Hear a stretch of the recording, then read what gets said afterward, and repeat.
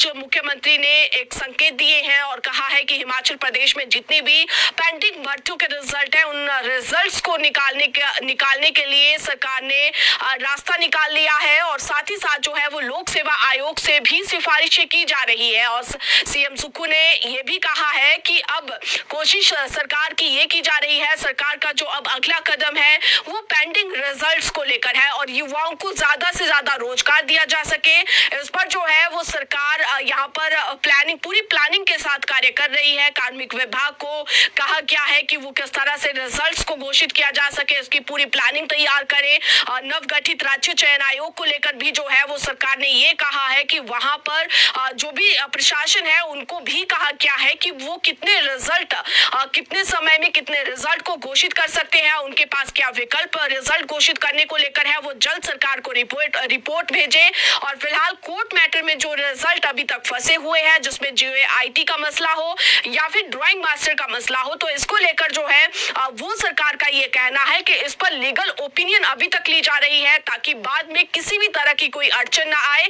तो ये प्रयास किया जा रहा है कि पूरी लीगल ओपिनियन के साथ जो है वो तमाम ऐसी भर्तियों के रिजल्ट घोषित किए जाए जो कि कोर्ट में फंसे हुए हैं। और बड़ी बात यह है कि यहाँ पर सरकार ने जो है जितनी भी ऐसी भर्तियां हैं उन भर्तियों के लिए, जैसे कि अगर आप देखें तो टीजीटी की भर्ती है, टीजीटी और इसके अलावा टीजीटी बैच वाइज के तहत जो पद भरे जाने हैं उसको लेकर जो है वो ये कहा जा रहा है कि इसी हफ्ते जो है वो टीजीटी बैच वाइज को नियुक्ति दी जा सकती है, क्योंकि प्रदेश में स्कूल खुल चुके हैं और टीजीटी का मसला कोर्ट में नहीं है। तो ऐसे में टीजीटी बैच वाइज को लेकर जो है वो इसी हफ्ते ये संकेत दी कि अगर हम बात करें तो शास्त्री को लेकर जो है वो सरकार कोर्ट में जाएगी। एजी को जो है वो फाइल जा चुकी है। इसके अलावा शास्त्री और जेबीटी दोनों की मंजूरी जो है वो कोर्ट से ली जाएगी नियुक्ति के लिए।